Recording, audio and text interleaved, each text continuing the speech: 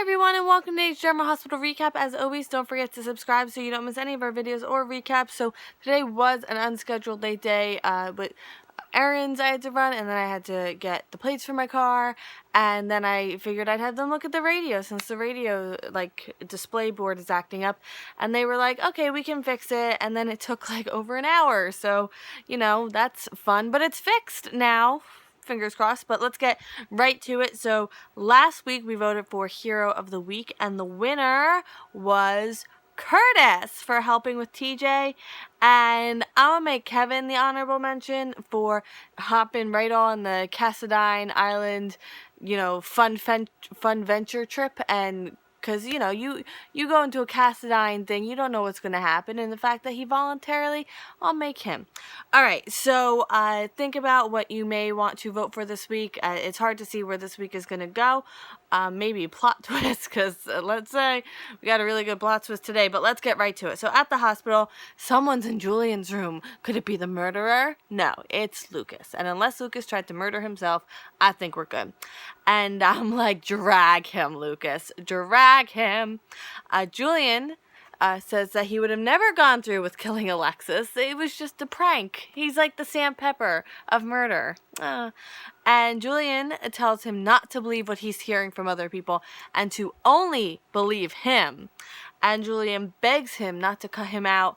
And Lucas says, "You're not my father. Tony Jones was." And I was like, oh, this is, oh, so good. So good. When I was in the dealership, they had General Hospital on, but with like no audio, and it was like, I don't know, it was already almost halfway over. I'm like watching this, I'm like, oh, this is going to be so good, I cannot wait to go home. So Lucas feels that his wedding ceremony was used as a distraction for the police, and that Julian let him get married in his house knowing what he had done, and just like he had the smile on his face because he thought he had gotten away with murder, and like it wasn't about his wedding at all, and like Lucas just feels so betrayed on like 50 levels. So he asks Julian if he would have killed him if he knew the truth. And Julian's like, "I would never hurt you." And Lucas like, "Well, you already have." And I was like, oh, this is so good. And then he calls him Julian and says he's nothing to him and tells him to rot in prison alone. So then Olivia comes in and she tells Julian he's never going to see Leo again. And, you know, how, like, she's horrified that he would kill, or attempt to kill. No, he was planning to kill his pregnant wife. So Olivia drags him, calls him the lowest of the low, and she doubles down that Leo will never remember him because he'll never hear his name again. So Julian asks if she's going to lie to Leo, and she's like, yeah. And I was like, really? You've known Olivia with everything that happened? Like, you think, okay. And he brings up Sunny. He brings up Sunny, right? Plot twist. And Olivia says her only mistake was not telling Dante when she knew he was investigating Sunny. Otherwise, she stands behind what she did. So she says Sunny is a good man who would sacrifice for anyone in his life, and she just didn't approve of the lifestyle. She did not approve of him as a person. But Julian is a coward and a liar, and he's dead to her and Leo. And Lucas is like, "You're dead to me too." And he's sure that he'll be dead to Sam after she hears the whole story. Yeah.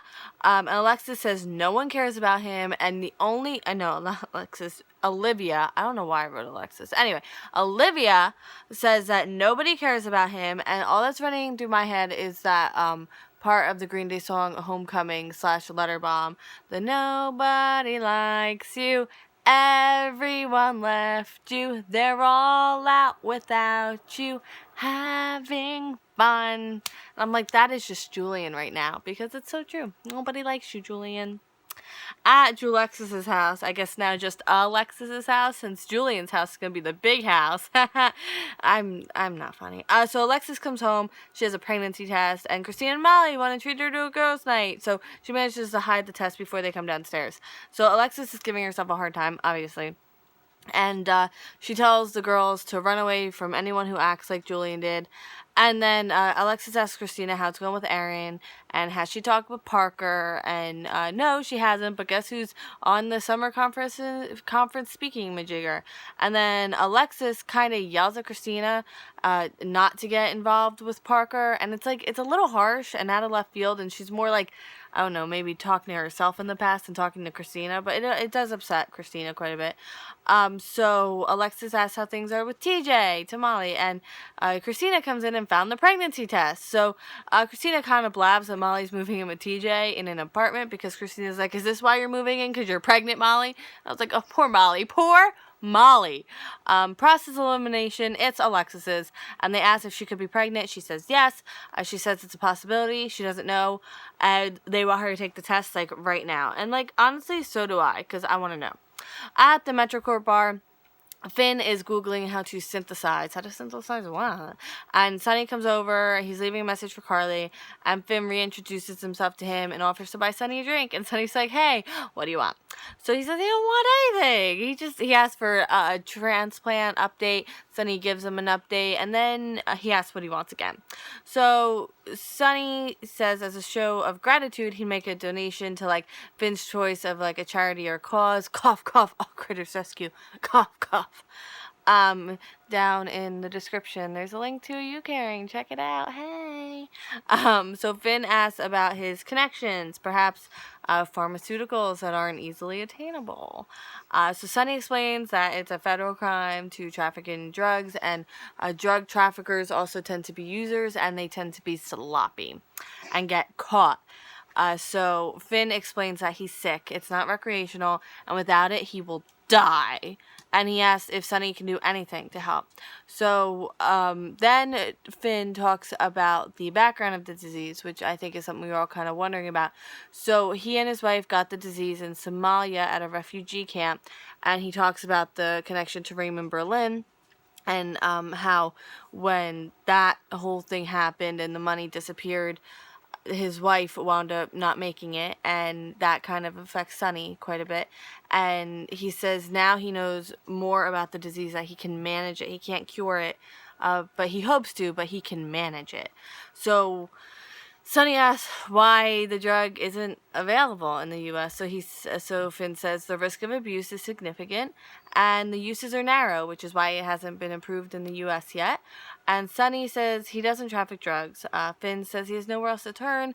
Can he do anything to help? And Sonny says he may know someone who knows someone. Don't we all? Outside, maybe the park, not quite sure. It was dark out. Tracy and Hayden are meeting with Hayden's dealer, as Tracy calls the person. And Tracy is like super sketch, right? And turns out the dealer is Hayden's mother. Okay, so the dealer is Hayden's mother. So at least she has a use right now. So Hayden asks her about her international drug connections, and she has to be put in touch with her source. And Naomi, Hayden's mother, is like, no. So Hayden and Naomi talk without Tracy, because Tracy's like, money isn't an object because I'm involved. And I'm like, yeah, that you literally just kind of, now she's going to want money. So Hayden says that they owe this friend because her dad bankrupted the foundation, and Naomi wants to be paid to reach out to her source. So Naomi doesn't believe that Nicholas has the diamonds right now. She thinks Hayden has them and is holding out on her, and she thinks there's also more to this friend. And Hayden's like, yeah, I feel needed. Like, this is the first time I've, like, pretty much ever feel needed. And her mother's like, I don't even recognize you. And Hayden's like, that's probably a good thing. So Naomi finally agrees to help. And Hayden goes back to Tracy. Even her mother believes that Hayden knew about her dad's situation with the money and stealing the money. So Naomi asks if this friend of theirs is really sick. Because apparently this drug he wants is like heroin addictive, and it's called Zen on the street. And she says their friend must be a junkie. Like, there's no way he's using this for medicine, because it's not known to cure any or to treat any type of illness. So Naomi, who doesn't even know Finn, has read him, like, she just knows everything about him, more than the two people who've spent months, Tracy, months, like, with him and know him personally. On Cassadine Island, Theo has them all at gunpoint, really mean, and more henchmen come in, like, from all sides, and they focus on controlling Jason first, and Theo uses Sam as a leverage and has Jason down on his knees, and then he's handcuffed. So Jason's being taken upstairs, Theo's taking Sam with him because she was about to throw a fit, and the rest of them are stuck in the living room at gunpoint. Just where you want to be on a Monday. So Theo wants nothing from Sam and Jason, they're just in the wrong place at the wrong time, but they will get shot if they cause trouble, so stay upstairs and be good. That sounds easy. So Jason thinks that he's been to Cassadine Island before, not when he went to talk to Helena, like before, and he remembers the vision of Helena and how she said he would never remember what happened here with Jake, but that he was there, like that's kind of what we inferred too. So Jason remembers that breaking in was easy, like he didn't have to memorize a building schematic, he just kind of knew. And Sam asks if it's possible Theo knows him, even though he doesn't recognize Theo. So then Sam brings up the possibility that Theo's working with Nicholas. Jason's like 99.99% sure he's not. Then who is he working for? E-Cat, come here. She's over there. It's warm in here. Our swamp cooler broke last night, so we're looking at getting a new one, but it's gonna be like 2 or 3 days. So we just have lots of fans and the skylight open. And it cooled down today. Sorry, off topic. Anyway, Kevin checks on Laura. Dante looks around the house. He wants Lulu to be the one who sneaks away if he causes a distraction, but she doesn't want them to risk it because these people will shoot. Because they'll shoot anyone who's not Nicholas under orders. So Theo comes back down. Nicholas demands to know what's going on. And Laura thinks this guy sent her the picture of the Ice Princess. And Lulu's like, what? Like, huh? What now? And that's pretty much what I'd say too, especially if I was in Lulu's position. So Laura and Lulu ask Nicholas if this is part of his plan to stay on the island. Nicholas says he has no idea what's happening. This isn't anything he's doing. And Theo calls him tedious, and I was like, oh, Theo, if only you knew. So Laura asks if Theo's on Helena's payroll. He says no, Helena is nothing to him. Lulu sees the tattoo, it's the Cassadine crest, and Nicholas is like, I know who you are. So now end scene, woo! Alexis is going to take the test, she wants to be alone, so Christina and Molly are going to go see a movie. And then it cuts back to Alexis, and I don't know if she's looking at the results, because I don't know if she went and took it, but she's looking at the test, and she has like, is it relief? I don't know what it is. So I think it's results, but we don't know what the results are. Julian is scratching for anything to hold on to Olivia and Lucas, and Olivia says that he's not a parent, and Lucas doubles down on that, and he says Julian vows to find a way out of this. There's no way out of this. Finn wants Sunny to kind of get a move on because, he might die, and Sunny's like, well, it looks to me like you don't have a choice, so I'm gonna, do what I need to do. Naomi is convinced that Finn is a junkie and nothing more, and she says that they've been had. I'm sorry, you don't even know the guy. Like, I hate when people act like they know something about something that they don't. Like, she's Naomi splaining to them. Jason says they need to wait the guards out, get some sleep, and J-Sam completes me. I love them. Theo, we know who he is. He's Nicholas's grandfather, so Mikos is illegitimate son. It's nicer than the word they were saying, and probably a little bit more, politically correct. And Mikos disowned him years ago. He is Valentine Cassadine. Ooh, another Cassadine! It's always an exciting day when there's a new Cassadine in the show. Alright, everyone. Thank you for watching today's recap. Don't forget to think about what you may want to vote on this week. I'm taking suggestions up until Wednesday, because then we'll vote Thursday, Friday. And I will see you tomorrow on time for more General Hospital. I hope you have a great day. Bye!